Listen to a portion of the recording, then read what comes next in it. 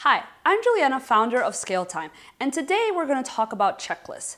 Many clients and/or people all over ask me, Juliana, how do I incorporate checklists into the training of new employees?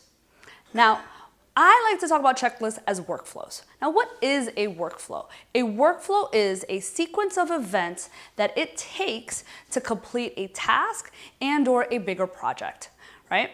Now, we utilize these workflows inside a project manager so that we can track how the progress of a project is doing.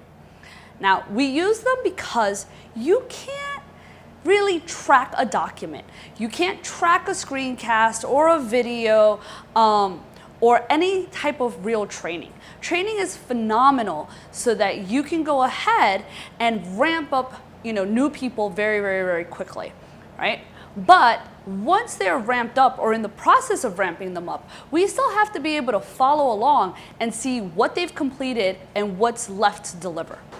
Now, also for our team members that are working on our stuff day to day, they might not necessarily need the training anymore, but we still have to be able to go in and have a bird's eye view to be able to project manage. Know what tasks are completed, what's left over, what may or may not hit deadlines or milestones.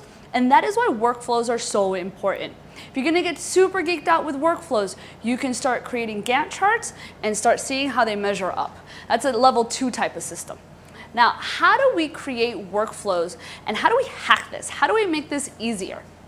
Well, one thing is we can see what else is already out there, right? Google, a certain workflow that you might need to create, whether it's launching a campaign or setting up a website, doing technical installments of certain things, right? You can check out if someone else is ready to, share that with you. You can ask other, colleagues that may have already set up workflows, or you can, just straight up buy them.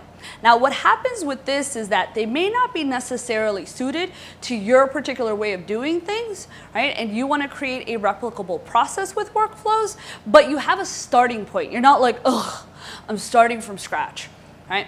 Now, if you already have created training along the way, you can pay someone else to go through your training, check it out, and then go and see what is the actual sequence of tasks to create that workflow. And you can pay someone very, very minimally to go ahead and do that type of analysis.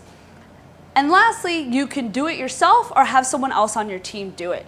Now, I guarantee that creating workflows will, having those checklists there will absolutely improve your training because you're able to see what needs review, where people get stuck, where they're getting clogged in the training along the way. And they're absolutely essential for your business. So let me know what are your workflow challenges and subscribe below.